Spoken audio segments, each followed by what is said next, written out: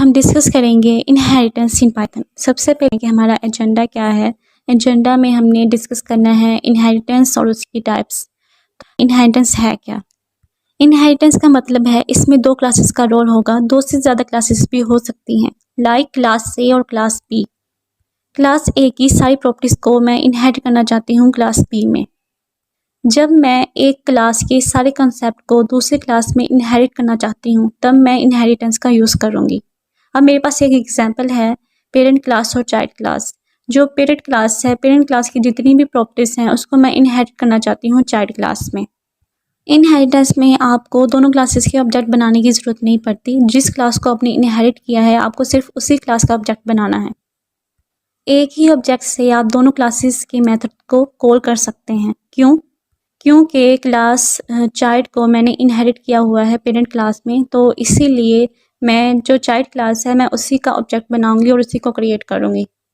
इन्हीं सभी कॉन्सेप्ट को हम इनहेरिटेंस कहते हैं।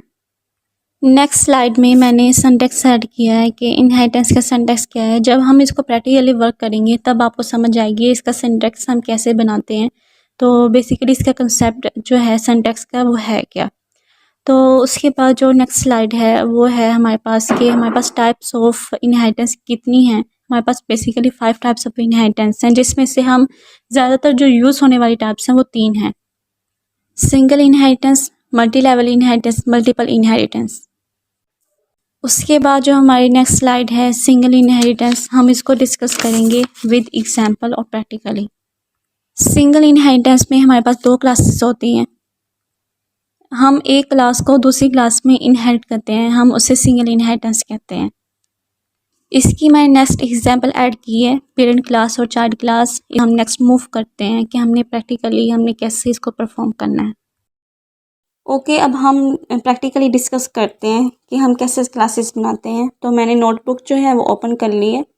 तो सबसे पहले तो मैंने ये जो क्लास बनाई हुई है इसी को हम डिस्कस करते हैं और इसी क्लास को हम यूज़ करके फिर हम दूसरी क्लास बनाएंगे, तो हम उसमें कुछ चेंजेस करेंगे। ठीक है, तो यहाँ पर मैंने जो क्लास का नेम रखा है वो है पर्सन। पर्सन का जो मैंने पी है वो कैपिटल रखा है। फिर उसके बाद मैंने अपना फंक्शन बनाया।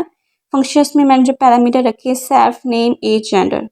सेल्फ नेम को मैंने नेम के इक्वल कर दिया था, सेल्फ एज को एज के और सेल्फ जेंडर को जेंडर के।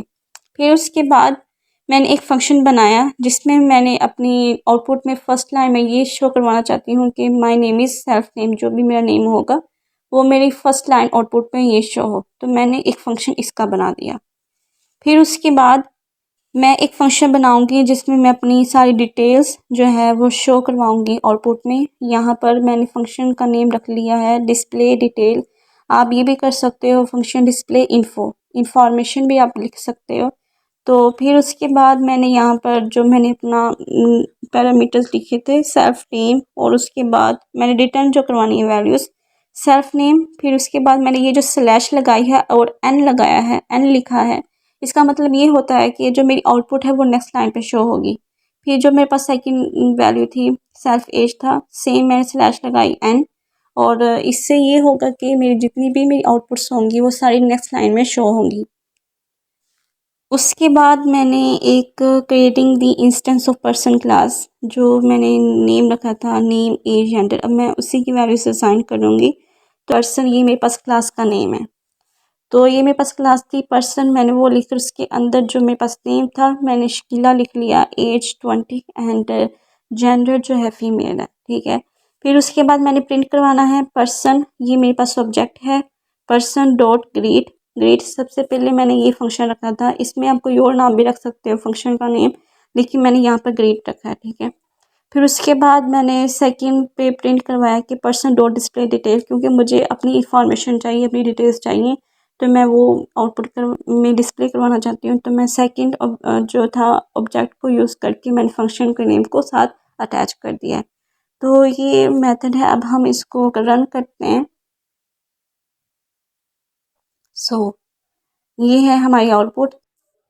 ये सिंपल सा ओवरव्यू था इनहेरिटेंस के रेलिवेंट। आई होप ये वीडियो हेल्पफुल होगी। Thanks for watching.